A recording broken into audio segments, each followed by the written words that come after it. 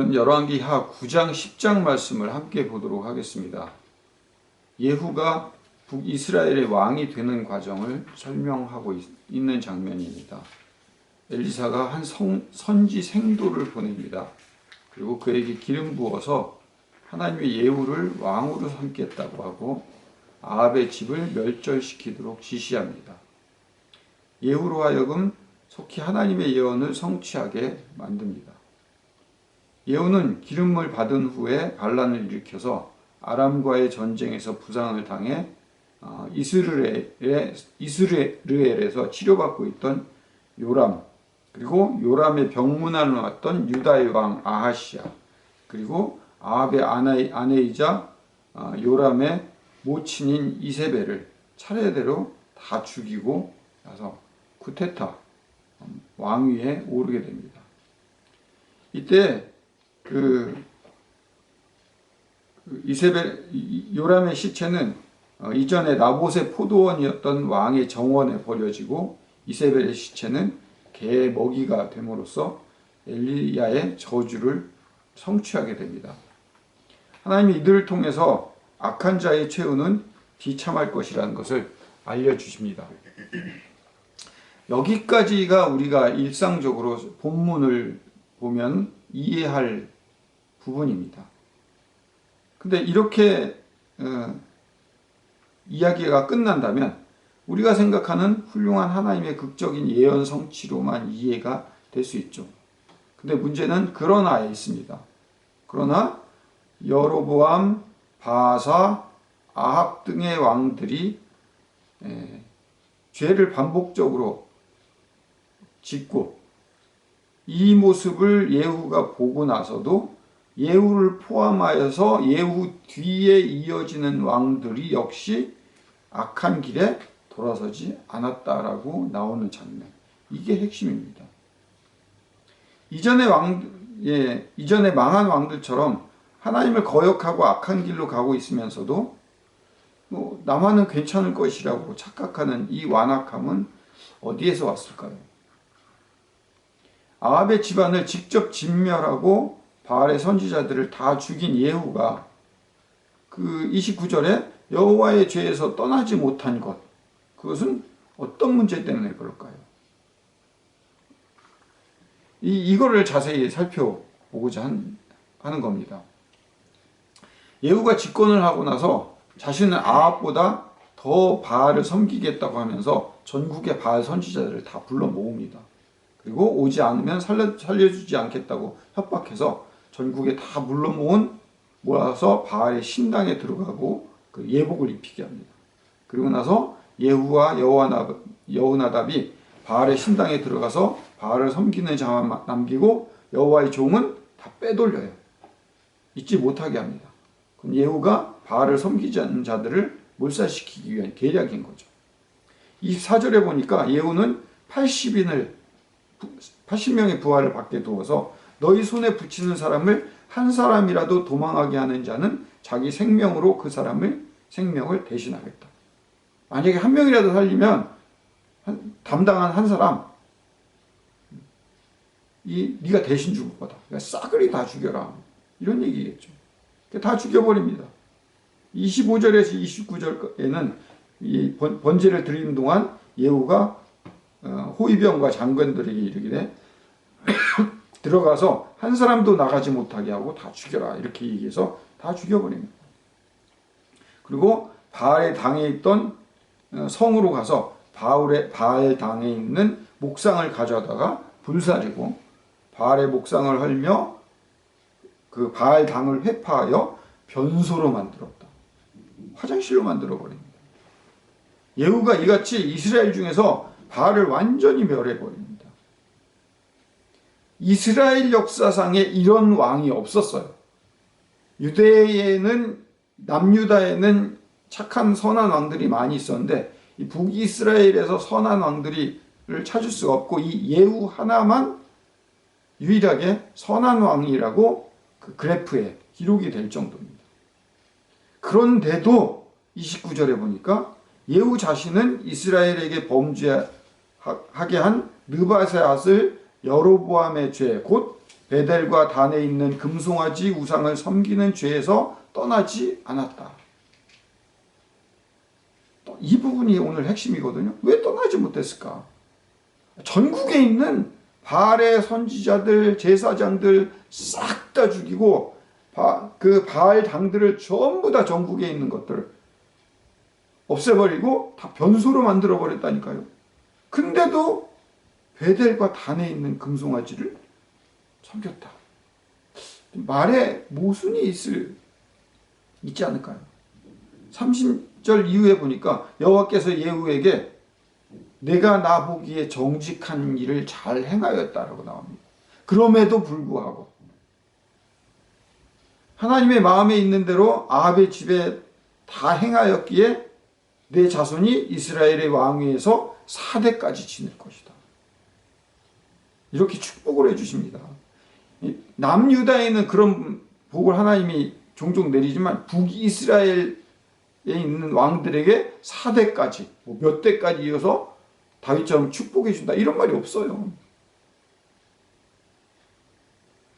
하지만 예후가 전심으로 이스라엘 하나님 여호와 율법을 지키지 않았고 또 그 후손들도 그렇게 따라갔어요.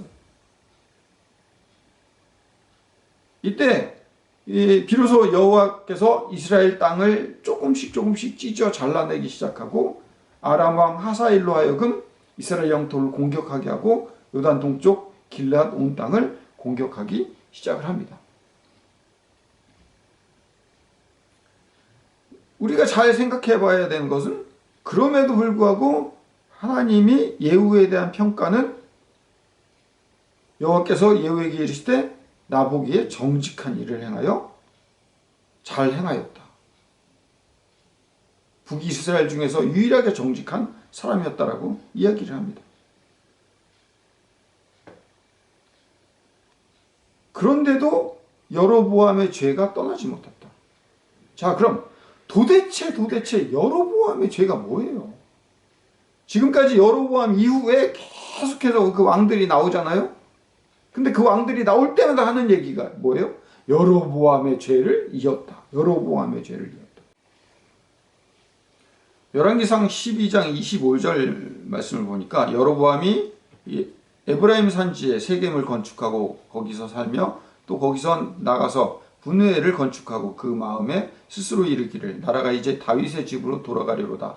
만일 이 백성이 예루살렘에 있는 여호와의 전에 제사를 드리자고자 하여 올라가면 이 백성의 마음이 유다 왕 된 그 주 르호보암에게 돌아가서 나를 죽이고 유다 왕 르호보암에게로 돌아가리로다 하고 이에 계획하고 두 금송아지를 만들고 무리에게 말하기를 너희가 다시 예루살렘에 올라갈 것이 없도다. 이스라엘아 이는 너희를 애굽 땅에서 인도하여 올린 너희의 신이라 하고 하나는 베델에 두고 하나는 단에 둔지라.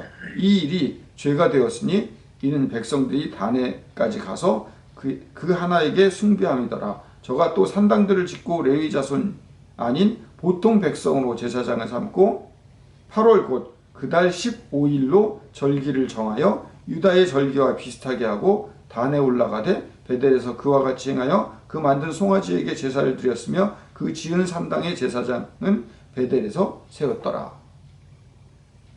자, 이 얘기에 이렇게 좀 긴 대목이지만 이 얘기의 가장 큰 핵심 단어가 뭘까요? 가장 큰 핵심 단어는 비슷하게라는 단어예요.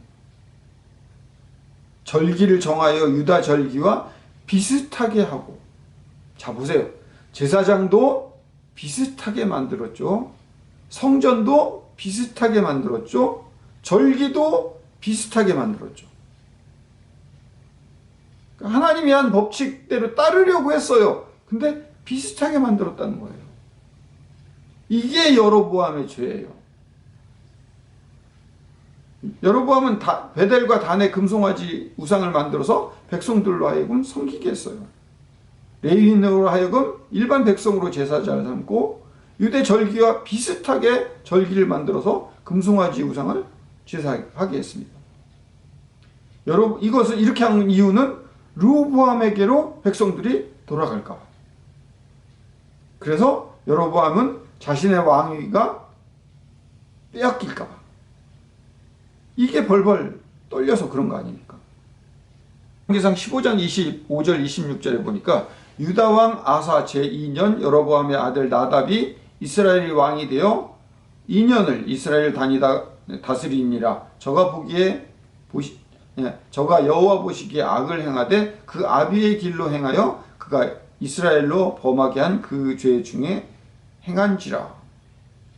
그리고 뒤이어 33절에 보면 또 그 아들의 아들인 바하사, 물론 바하사는 친아들은 아니에요. 구테타를 거기서도 일으킨 사람인데, 이 바하사가 여호와의 보시기에 또 악을 행하되 여로보암의 길로 행하여 그가 이스라엘로 범하게 한 그 죄 중에 행하게 하였더라. 계속 이 말이 나와요. 아까 이제 우리의 본문으로 돌아와서 뭐라고 나왔어요? 이 아합왕의 잘못, 여로보암의 잘못, 그리고 바사의 잘못들, 이 세 잘못들이 다 하나같이 공통점이에요. 그리고 그것이 여호와를 섬기되 비슷하게 섬긴 거예요. 그리고 금송아지 우상을 만들었다는 얘기예요. 자, 여로보암의 죄의 근원이 어디 있죠? 이 금송아지라고 하는 사건의 근원은 또 어디예요? 출애굽기로 가야죠. 출애굽기 32장으로 또 가보겠습니다.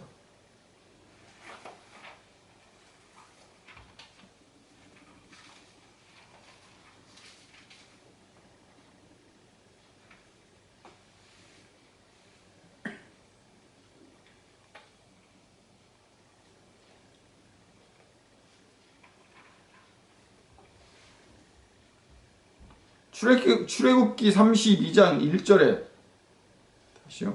출애굽기 32장 1절에서 8절 말씀을 보니까 백성이 모세가 산에서 내려옴이 더딤을 보고 모여 아론에게 이르되 가로되 일어나라 우리를 인도할 신을 우리를 위하여 만들라. 이 모세 곧 우리를 애굽 땅에서 인도하여 낸 사람은 어찌 되었는지 알지 못함이라.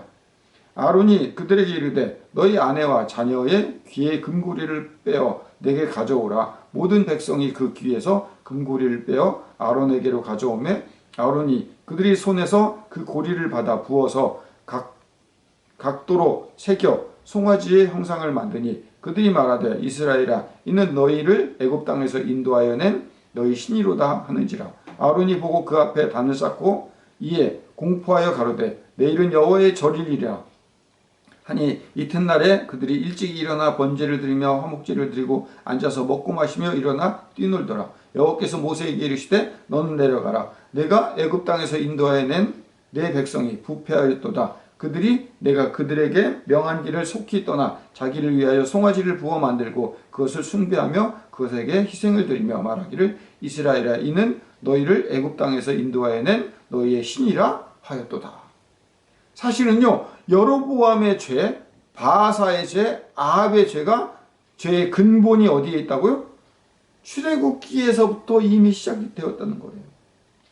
출애굽기에 있는 하나님이 이스라엘 백성들을 홍해 땅에서 건져내었을 때, 구원했을 때, 그때 이스라엘 백성들은 무엇을 했어요? 하나님 앞에? 시내산에서 하나님께 번제를 드리며 기뻐 춤추며 뛰놀았어요. 그거를 잠깐 동안 하나님이 안 계시자마자 송아지를 만들어 놓고 비슷하게 만들어 놓고 번제를 드리며 기뻐 춤추며 뛰놀았어요. 근데 그 금송아지가 사실 뭐라고요? 하나님이라고 생각하고 기뻐 춤추며 똑같이 뛰놀았어요. 비슷하게 라는 말이 공통점이 된 거예요. 이스라엘 백성들이 자신들의 만족과 유익을 위하여 신을 만들어내고 또 하나님의 언약을 배반하고 우상 숭배를 했다. 그래서 금송아지를 만들어 놓고서 이것이 애굽에서 인도하여 낸 우리의 신이다라고 얘기한 것.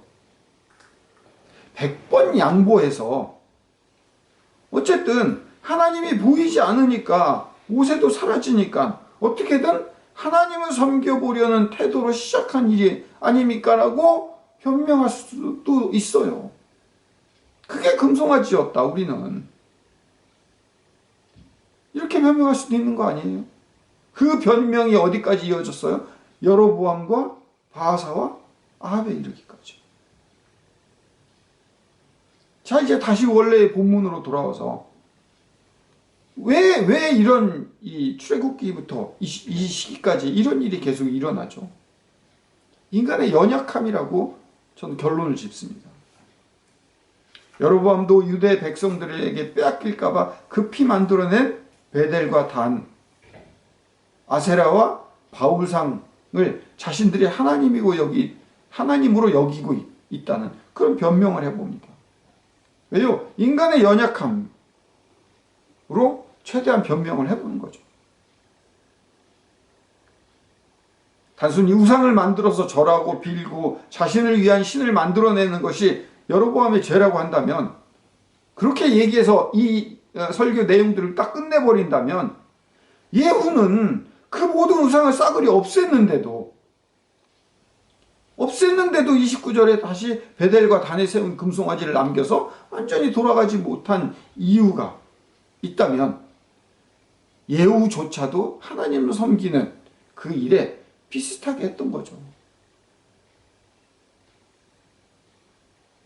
이 설교를 잘못 이해를 하면, 그러기에 비슷하지 말고 철저하게 하나님을 섬겨야 된다,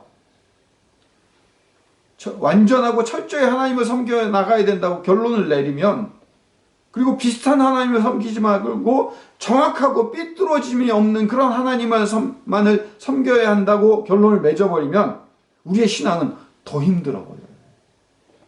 뭐가 삐뚤어졌는지 뭐가 바른 건지도 모르기 때문에 더 우리를 힘들게 만드는 그런 결론으로 맺게 되는 거예요. 여로보암이 베델과 단에 제단을 새롭게 만든 이유를 알아야 합니다. 나름 예루살렘 성전처럼 똑같이 해보려고 하는 행동이었어요. 비슷하게 해요. 하나님께서 원래 만들어 오신 율법을 비슷하게 따라가려고 했어요. 하나님의 율법을 완전하게 우리 인간이 지켜낼 수 없다는 거예요. 우리 인간이 애쓰고 노력하는 그것이. 인간은 인간의 힘으로 율법을 완성해낼 수 없다는 것을 보여주기 위한 대목이에요. 사실은 거기에 관점을 둬야 돼요. 그럼 율법을 왜 주셨어요? 율법을 완성할 자가 오신다는 것, 그것이 구약의 진짜 핵심이에요. 하나님 율법을 만들었지만 인간들에게 율법을 제공함으로써 그 율법을 지켜내려고 하지만 끝끝내 예후마저도 다윗마저도 지켜낼 수 없었어요. 그걸 하나님께서 세우신 율법은 결국 하나님만이 완성하시겠다는 하나님의 의지가 담겨 있어요. 그게 예수 그리스도를 통해서 완성해냈잖아요. 어떻게 해요? 갈라디아서 3장에 가볼게요.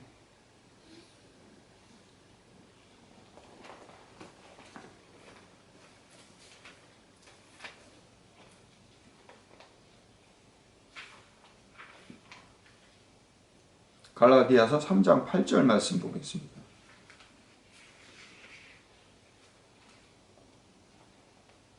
갈라디아서 3장 8절 말씀에서 22절 말씀, 또 하나님이 이방을 믿음으로 말미암아 의로 정하실 것을 성경이 미리 알고 먼저 아브라함에게 복음을 전하되 모든 이방이 너를 인하여 복을 받으리라 하였으니 그러므로 믿음으로 말미암은 자는 믿음이 있는 아브라함과 함께 복을 받으리라. 무릇 율법 행위에 속한 자들은 저주 아래 있나니 기록된 바 누구든지 율법책에 기록된 대로 온갖 일을 항상 행하지 아니하는 자는 저주 아래 있는 자라.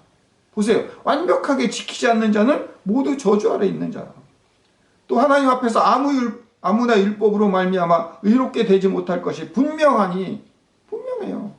이는 의인이 믿음으로 살리라 하였음이니라. 율법은 믿음에서 난 것이 아니라 이를 행하는 자는 그 가운데서 살리라 하였느니라. 그리스도께서 우리를 위하여 저주를 받은 바 되사 율법의 저주에서 우리를 속량하셨으니 기록된 바 나무에 달린 자마다 저주 아래 있는 자라 하였습니다. 이는 그리스도 예수 안에서 아브라함의 복이 이방인에게 미치게 하고 또 우리로 하여금 믿음으로 말미암아 성령의 약속을 받게 하려 함이라. 형제들아, 사람의 예대로 말하노니 사람의 언약이라도 정한 후에는 아무나 폐하거나 더하지 더하거나 하지 못하느니라. 이 약속들은 아브라함과 그 자손에게 말씀하신 것인데 여럿을 가리켜 그 자손이라 하지 아니하시고 오직 하나를 가리켜 내 자손이라 하셨으니 곧 그리스도라. 내가 이것을 말하노니 하나님이 미리 정하신 언약을 430년 후에 생긴 율법이 없이 하지 못하여 그 약속을 헛되게 하지 못하리라. 만일 그 율법이 율법에서 난 것이 아니면 약속에서 난 것이 아니니라. 그러나 하나님의 약속으로 말미암아 아브라함에게 은혜로 주신 것이라. 그런즉 율법이 무엇이냐? 법법한 것을 인하여 더한 것이라. 천사들로 말미암아 중보의 손을 빌어 베푸신 것인데 약속하신 자손이 오기까지 있을 것이라. 중보는 한 편만을 위한 것이 자가 아니니 오직 하나님은 하나이시라. 그러면 율법이 하나님의 약속들을 거스리느냐? 결코 그럴 수 없느니라. 만일 능히 살게 하는 율법을 주셨다면 의의가 반드시 율법으로 말미암았음이니라. 그러나 성경이 모든 것을 죄 아래 가두었으니 이는 예수 그리스도를 믿음으로 말미암는 약속을 믿는 자들에게 주여 함이니라. 길었지만요, 핵심은 뭐예요? 이 율법이 인간으로서는 지켜낼 수 없고 하나님만이 예수 그리스도를 통해서만이 완성할 수밖에 없다. 그 대표적인 예가 예후다라는 거예요.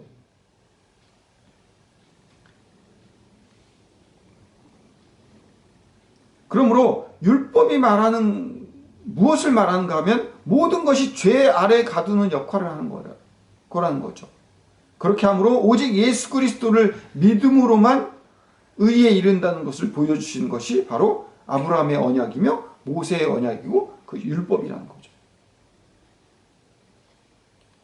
그리스도께서 완성해 주셨고 완성하실 이 율법을 우리는 믿음을 가지고 기다리는 일이 우리가 해야 할 전부다.